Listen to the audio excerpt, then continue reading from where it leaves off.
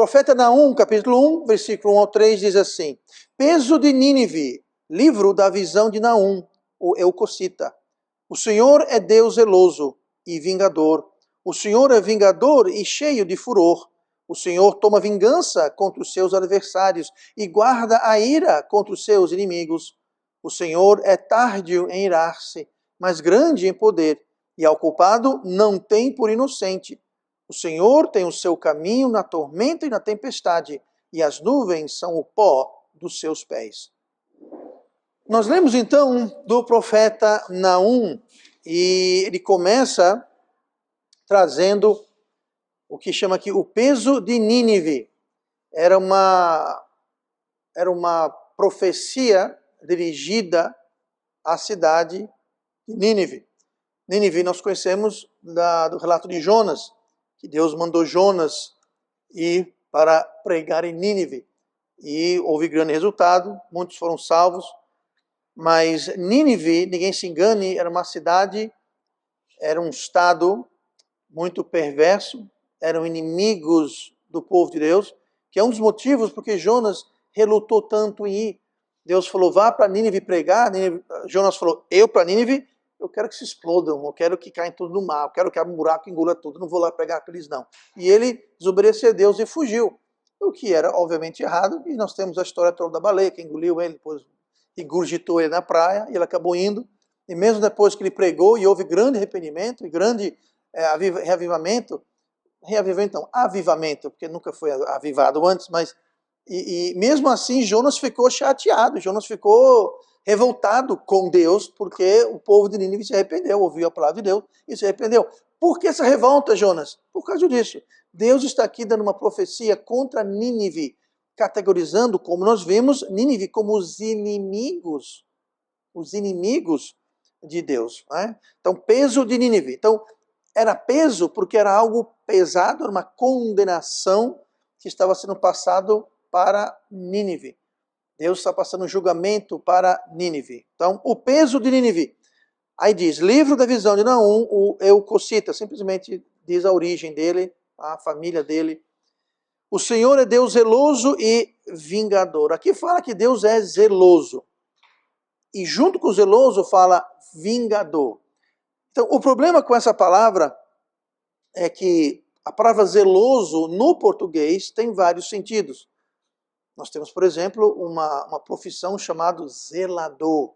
O rapaz é o zelador de um prédio, o zelador de uma escola, o zelador de um outro lugar, que faz o quê? Ele cuida, ele zela, ele toma conta. E é perfeitamente isso, nada errado com isso. Então, nós temos no português a palavra zelo ligado mais a cuidado. E a Bíblia fala que Deus é zeloso, mas não se trata do fato que ele zela e que ele cuida de nós, que é verdade, ele zela, ele cuida de nós e por nós. Isso não deixa de ser verdade. Mas a palavra zeloso,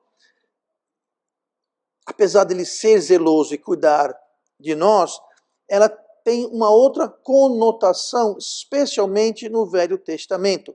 Se a gente olhar no próprio dicionário português, a palavra zeloso, nós vamos encontrar as seguintes definições. A primeira, que tem zelo, obviamente. 2, cuidadoso. 3, diligente. Você pode falar, o fulano ele faz o trabalho dele com muito zelo, ou seja, com muito cuidado, com muita atenção. Ele se esmera, ele se dedica, é muito zeloso no seu trabalho. Mas aí tem a quarta definição no dicionário português, que é muito pouco usado, mas é essa conotação que é usada no Velho Testamento hebraico dos judeus, que diz assim, eu falei, zeloso, que tem zelo, cuidadoso, diligente, e 4, ciumento. Ciumento. E é essa conotação que nós temos no Velho Testamento. Deus é ciumento. Deus é ciumento. Quando você lê aqui, Deus é Deus zeloso e vingador, ele fala, ele é ciumento e vingador. Tá? Não querendo me tornar muito romanticamente inclinado esta manhã, alguém aqui é ciumento ou ciumenta? Claro, ninguém, né? Mas suponhamos. Convém que ciúmes e vingança caminham lado a lado. Então aqui fala que Deus é zeloso e vingador. Deus é ciumento, ele é cuidadoso, ele zela pelo seu povo, ele tem cuidado, sim, mas ele é ciumento. Ele é ciumento do seu povo e vingador. Então aqui ele não está falando para o povo dele. Lembre-se, aqui o peso, a profecia, a condenação, o aviso é para Nínive. E Deus faz assim, ó, diga para os ninivianos que eu sou ciumento, eu sou vingador. Por quê? Porque o povo de Nínive, a nação, a cidade de Nínive perseguia. Perseguia, atacavam, roubavam, destruíam, capturavam o povo de Israel. Por isso, como eu disse agora há pouco, por isso que Jonas não quis saber de pregar para as Nínive, queria que eles fossem por ele, podia cair um meteoro dali e ninguém ia sentir falta. Então Deus está dizendo, olha, vocês tomem cuidado, porque eu sou um Deus ciumento do meu povo e vingador. Eu vou me vingar do meu povo. Então, esse é o contexto de que nós estamos falando. Deus é um Deus ciumento. Agora, ciumento, no dicionário português, quer dizer sentimento de possessividade em relação a algo ou alguém. Então, é aquele sentimento que é posse. Isso que é meu. Tem gente que é ciumento de algum objeto, né? Talvez é um objeto muito querido, muito apreciado. Não, isso aqui é meu. Eu não empresto para ninguém. Eu tenho ciúmes do meu, seja lá o que for. É um ciúme. Por quê? É meu. Deus é assim. Deus é ciumento porque ele tem um sentimento de possessividade. Por quê? Porque era o povo de Deus. E quando é o povo de Deus, é porque é de Deus, pertence a Deus. E Deus é muito ciumento. Continua. Sentimento gerado pelo desejo de conservar alguém junto a si. Deus quer conservar, proteger. Uma das palavras salvador, a palavra salvador na Bíblia, uma das conotações é justamente desse. É o que conserva, o que mantém, o que guarda, o que protege.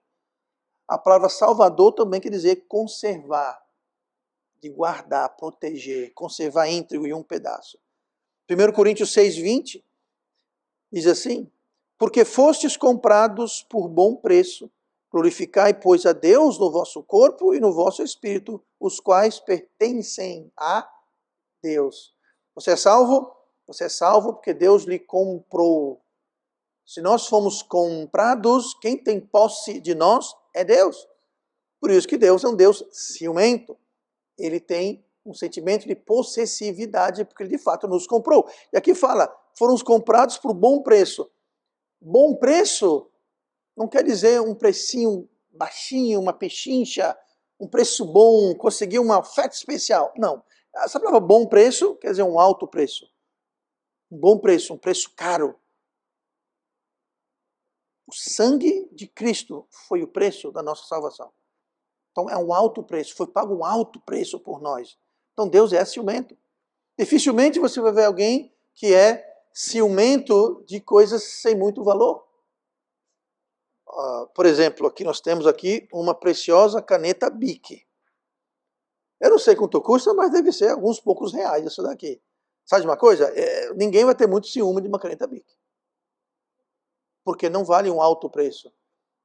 Agora, você pega uma caneta aqui, você cobre ela de ouro, você bota pratas e diamantes, pronto, agora é diferente, agora é um alto preço, agora eu não vou... pastor, empresta aquela sua caneta de ouro com diamantes, que eu não tenho. Você empresta aquela a caneta com ouro e diamantes? Não, tome a Bic. Por quê? Essa aqui essa aqui é minha, essa aqui eu tenho ciúme. Foi pago um alto preço.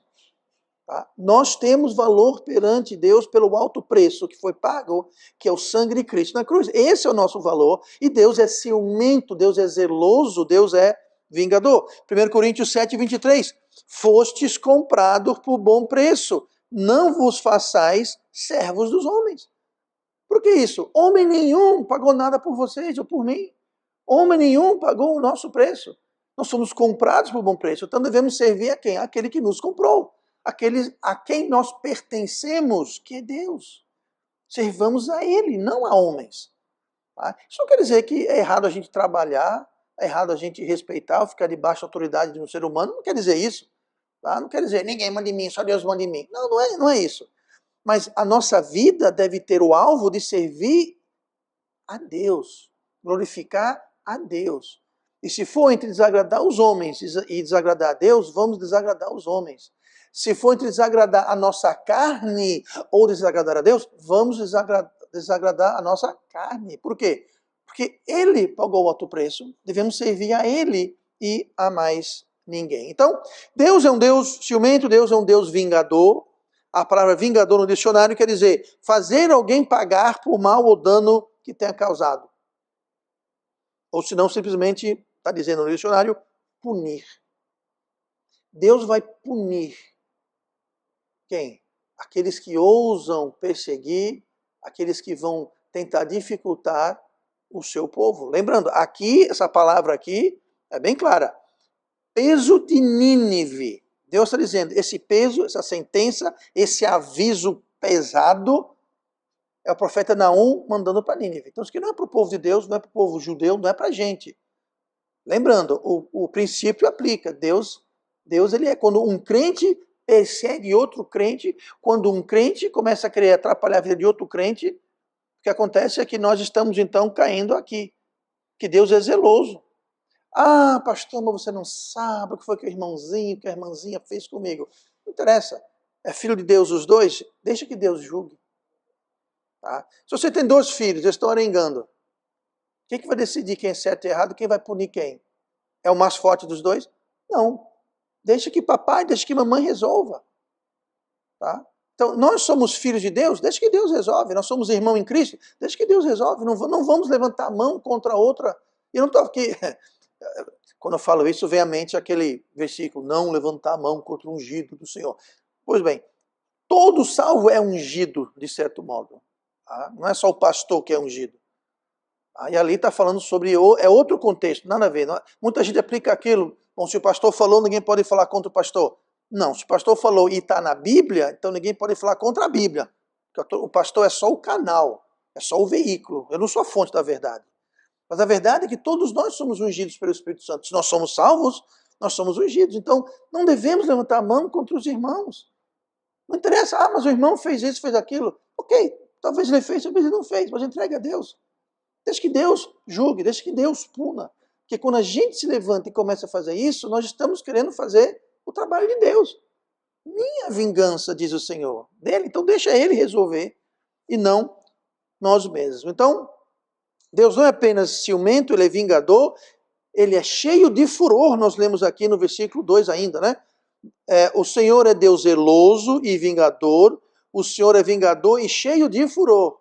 Deus é amor? É, mas também é cheio de furor e ira. Por isso que é muito bom a gente nos posicionarmos no lado certo de Deus. Tá? Mas ele é um Deus que muitas vezes não é apenas aquele Deus de amor, de graça, de misericórdia. Ele é. Mas ele também é um Deus ciumento, vingador e cheio de furor. Nós temos que nunca esquecer desse lado, desse aspecto de Deus. Então, se Deus é ciumento, vingador e cheio de furor, então é importante a gente saber como não cair nas mãos desse Deus. Como não cair na mão desse Deus, que além de vivo, além de ciumento, vingador e cheio de furor, você não quer cair na mão dele. Então, a primeira coisa para a gente não incorrermos a ira, o julgamento, a punição de Deus. Primeira coisa, olha o versículo 2. O Senhor toma vingança contra os seus adversários e guarda a ira contra os seus inimigos. A palavra-chave aqui é adversário e inimigo. Adversário e inimigo. Os dois são muito parecidos, talvez até intercambiáveis, têm o mesmo sentido, adversário e inimigo. Então a primeira coisa que alguém pode fazer para não cair debaixo da ira de Deus é não seja inimigo de Deus.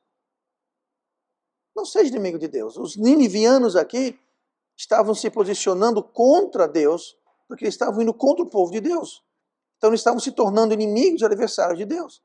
Então, primeira coisa, não seja inimigo de Deus. Mas pastor, eu amo Deus, pastor. Eu sou amigo de Deus, pastor.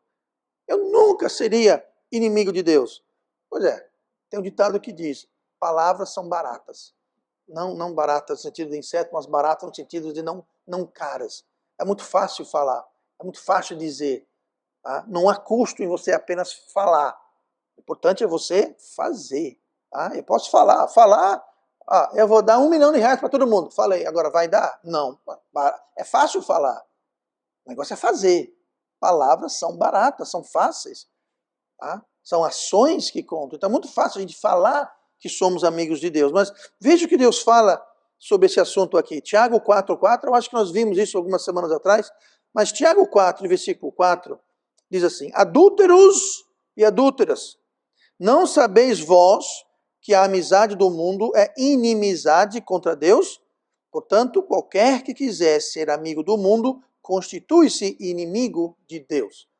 Veja bem, deixa eu explicar. Quando aqui o versículo 4 começa dizendo adúlteros e adúlteras, não está dizendo necessariamente que as pessoas que estavam ouvindo isso eram pessoas que estavam em adultério. Não é isso. Esse adultério aqui está se referindo é um adultério no relacionamento entre aquela pessoa e Deus. Em outras palavras, eram crentes. Eram pessoas salvas. Porque alguém que não é salvo, alguém que não está no relacionamento com Cristo, porque não é salvo, como é que você pode adulterar contra alguém com quem você não tem um relacionamento? Adultério é quando alguém do relacionamento, do casamento, trai. Isso é adultério. Por exemplo, eu nunca jamais poderia cometer adultério contra alguém aqui. Por quê? Eu não sou casado com ninguém aqui.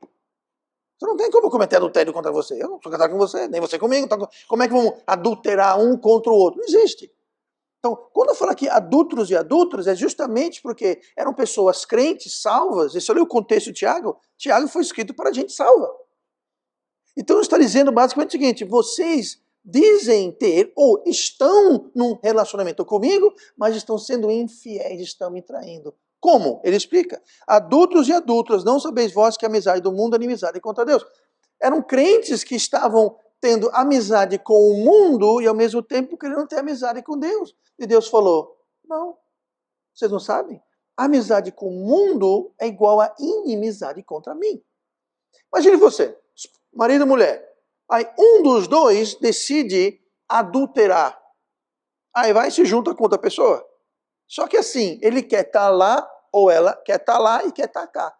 Não tem como. Não tem como.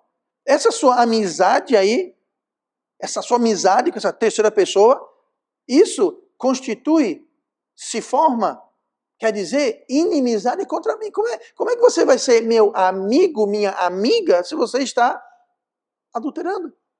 Você está me traindo. Então Deus fala, quando você tem amizade com o mundo, você está se constituindo, você está se tornando. Não é que Deus está dizendo, você é meu inimigo. Você está dizendo, Deus, você é meu inimigo, eu sou teu inimigo. Constituindo-se, se tornando, se formando.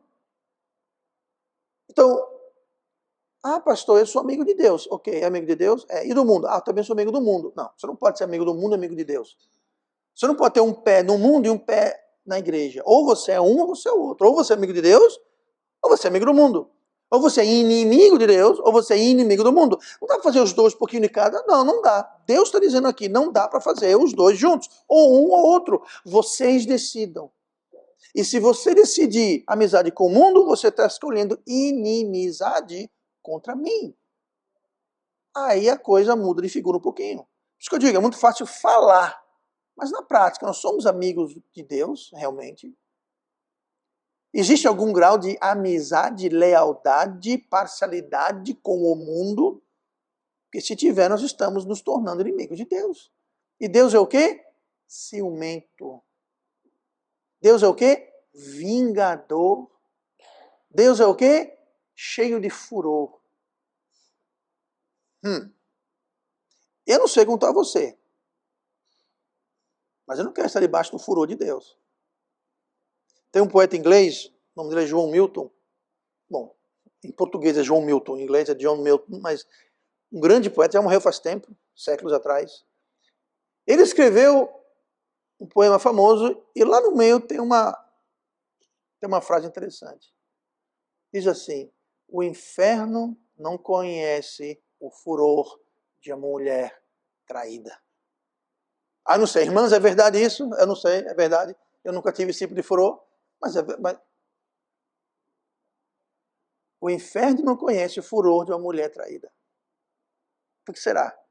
Eu digo mais, o furor de um homem traído. Eu digo mais, de um amigo traído. Gente, traição é algo terrível. Primeiramente, porque toda traição envolve engano e toda traição envolve abuso de confiança. Ninguém pode nos trair tanto quanto aquelas pessoas mais próximas. Quem foi que traiu Jesus? Judas, que era um dos 12. Jesus sabia, claro, sendo Deus, ele sabia de tudo. Mas a pior traição, e podemos dizer, a única traição, é das pessoas mais próximas de nós. Um amigo, um esposo, uma esposa, um irmão, uma irmã, alguém bem próximo àquela pessoa que pode nos trair.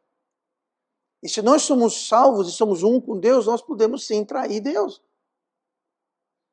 E Deus é ciumento. Aí pense você, qual a sua reação a saber que alguém, um amigo, um cônjuge, um vizinho, um parente, sei lá, quando aquela pessoa lhe trai, qual o seu sentimento? Qual a sua vontade? Pois é. Pois é. Não nos tornamos inimigos de Deus. No versículo 2 fala que Deus guarda a ira contra os seus inimigos. Ele vai manter, ele vai guardar aquela ira. Ah, pastor, mas faz tempo isso. Tem a mesma intensidade. Tem a mesma intensidade. Não diminui nada. Isso com Deus. Tá? Com nós pode ser diferente. Existem casos que tem gente que guarda um rancor, um furor com alguém, algo que ocorreu 30 anos atrás. É possível? Às vezes não. Às vezes depois de algum tempo a gente passa, a gente esquece. Deus não, Deus guarda. Deus guarda. Deus não quer saber se passou um minuto, ou um ano, ou uma década. Deus guarda a ira. Contra quem? Contra os seus inimigos. Então, enquanto nós somos inimigos de Deus, aquela ira vai estar guardada ali no canto, só esperando para ser dada em doses constantes. E como é que eu faço para sair disso? Deus guarda a ira contra os seus inimigos. Não seja inimigo de Deus. É muito simples. Deus, ele guarda a sua ira aos seus inimigos. Se você se torna amigo de Deus, ele não guarda mais. Chama-se misericórdia. Nós merecemos aquela ira, porque nós traímos e decepcionamos Deus. Talvez tivemos amizade com o mundo e nos tornamos inimigos de Deus. Enquanto estamos naquela condição de inimigos de Deus, aquela ira ali não vai acabar nunca. Mas, se nós deixarmos de sermos inimigos de Deus, e como é, pastor, que eu deixo de ser inimigo de Deus? Você deixa de ser amigo do mundo. E quando você deixa de ser amigo do mundo, você automaticamente se torna amigo de Deus. E agora aquela ira que Deus guarda contra os seus inimigos, você não é mais inimigo, você é amigo. Então, assunto resolvido. Por isso que não seja inimigo de Deus, porque nunca vale a pena. Não adianta qual vantagem o diabo vem balançar na sua frente, não adianta qual vantagem que sua carne vai tentar lhe convencer de ser inimigo de Deus, nunca vale a pena, nunca vale a pena. Então, temos que lembrar disso sempre, sempre e sempre. Tá? João 15, 14. Como é que eu posso fazer para ser amigo de Deus? Bom, seja inimigo do mundo. Tá? Isso não quer dizer, gente, que tem que sair no mundo chutando a canela de todo mundo e cuspindo na cara de todo mundo. Isso, não é isso. Não é isso. Não é para você ser inimigo do mundo. Você não ser amigo do mundo. Tá? Não quer dizer que você tem que abrir guerra contra o mundo. Não. Simplesmente você não vai ter aquela amizade, aquele relacionamento com o mundo. Tá? Mas olha o que fala João 15, 14. Jesus falou, vós sereis meus amigos. Opa, olha. Jesus falou, vocês serão meus amigos assim, ó. Se fizerdes o que eu vos mando. Quando nós dizemos não ao mundo e nós obedecemos Deus, nós nos tornamos o quê? Amigos de Deus. Só isso. E agora que somos amigos, aquela ira reservada, guardada para os inimigos, não aplica-se a nós. Porque nós não somos mais inimigos, agora nós somos amigos. Tá? Então, primeira coisa, Não seja inimigo de Deus. Segunda coisa, não abuse da misericórdia de Deus. Versículo 3 de Naum 1. O Senhor é tardio em irar-se, mas grande em poder, e ao culpado não tem por inocente. Deus, na sua misericórdia, ele é, e eu vou citar aqui, tardio em irar-se. Ele demora a se irar. Ele é paciente. Ele é misericordioso. Ela é tardio. Nunca confunda essa misericórdia de Deus por negligência ou displicência ou ignorância de Deus. Deus onisciente, ele sabe de todas as coisas. Muita gente abusa dessa misericórdia. Aliás, o ser humano como um todo abusa dessa misericórdia. É por isso que a iniquidade na terra está sempre se multiplicando, sempre crescendo, sempre aumentando. Por quê? Porque ele é tardio em irar-se. Se toda vez que eu e você fizéssemos uma coisa de errado, Deus viesse e acordasse lá, não, estou brincando, e trouxesse o seu juízo, sabe quem pecaria? Ninguém, não dá assim a gente, ó. Mas o Senhor é tardio. Ele demora a se irar. A gente pensa, Deus não viu, Deus viu. Deus não está sabendo, Deus está sabendo. Deus não liga, Deus liga. Porque ele é um Deus santo, ele liga. Mas a sua ira é tardia, ela demora, não é instantânea. Então nunca abuse da misericórdia, nunca abuse da paciência de Deus. Por quê? Porque o dia vai chegar, a conta vai chegar. O acerto de contas vai chegar. E quando chegar, a gente faz assim, geralmente. O que foi que eu fiz? Mas eu não fiz nada. Não, você não fez nada nos últimos 10 minutos, né? Porque a gente acha que Deus é impaciente. Não, ele é misericordioso, ele é tarde em irar-se. Então não confunda e nunca abuse a misericórdia de Deus. Aqui fala, ao culpado não tem por inocente. Então aqui com Deus não tem essa de descondenar, suspender a sentença, recorrer para a segunda, terceira, quarta, quinta instância. Isso não existe. Ao culpado, Deus não tem como inocente. Ele guarda a ira aos seus inimigos. Então não tem por onde correr com Deus. Não adianta apelar, contratar advogado caro, não adianta, eu conheço um amigo, não adianta. A justiça de Deus é tardia, mas não falha. Mais cedo, mais tarde, a conta chega, gente. E só porque ela não chega, não quer dizer que a gente é inocente, a gente não fez nada. Então nunca abuse. Quando nós abusamos da misericórdia, da paciência de Deus, o que acontece é que nós estamos guardando o julgamento. Eu costumo dizer, quanto mais o julgamento demora a vir, quando ele vem, é de acabar. É de acabar. Porque Deus descarrega a caçamba toda de uma vez só. Mas descarrega. Talvez hoje não, amanhã não, mas vai chegar o dia. Então, não vamos cair na mão de um Deus ciumento, irado e vingador. Não. Como? Não sendo inimigos dele e não abusando da paciência. Por último, vamos sair de Naum e vamos para Êxodo, capítulo 34, versículo 14, que fala assim: porque não te inclinarás diante de outro Deus, pois o nome do Senhor é zeloso, é um Deus zeloso.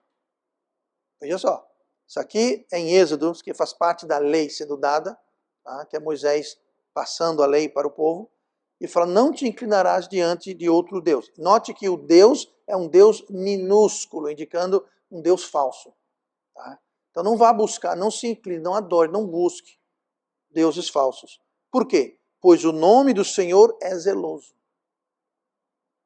O nome de Deus, um dos nomes de Deus, é zeloso. Abrindo parênteses aqui. Eu acho muito engraçado quando vem os testemunhos de Jeová. De vez em quando passo por aí, né? Eles vêm, são todos orgulhosos. Nós sabemos o nome de Deus. Vocês falam Deus, Deus, mas o nome de Deus é Jeová. Gente, Deus tem uma penca de nomes. Não é só Jeová.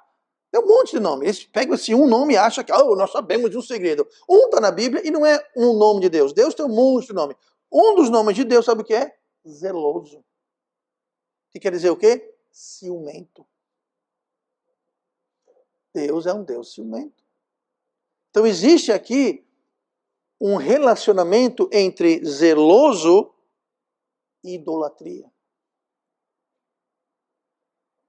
Quando nós colocamos qualquer coisa acima de Deus, aquilo se torna idolatria. Muita gente diz que idolatria é uma estátua, é um ídolo. Não, idolatria é aquilo, é também, mas não tão somente. Qualquer coisa. Quando nós dissemos assim, olha, eu não vejo nada de errado com isso que a Bíblia fala que é errado. Eu não vejo nada de errado. Deus fala que é errado, mas eu não vejo nada de errado. Sabe o que é isso? É idolatria. Sabe quem você está adorando? Você mesmo. Você está se colocando no lugar de Deus. Você está se fazendo Deus. Isso que é idolatria. É quando você coloca uma coisa lá, pode ser uma estátua, um ídolo, mas não precisa ser algo palpável. Qualquer coisa. Quando você coloca aquela coisa no lugar de Deus, aquilo é idolatria. Então, quando a gente diz, eu não vejo nada de errado em fazer isso. Sabe o que é isso? É idolatria.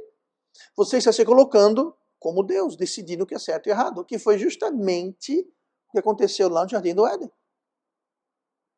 Adão e Eva agora sabiam a diferença entre certo e errado.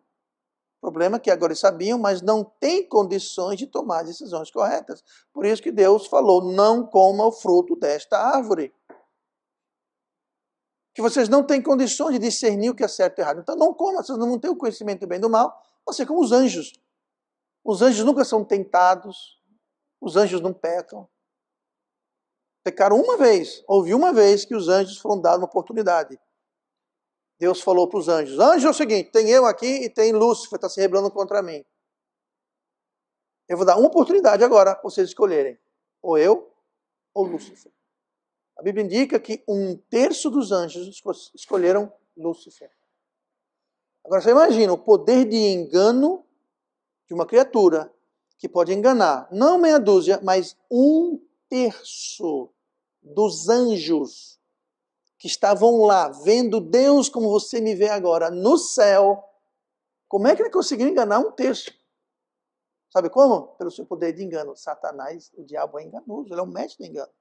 E se ele consegue enganar anjos, 1/3 dos anjos, que chance nós temos de sermos enganados?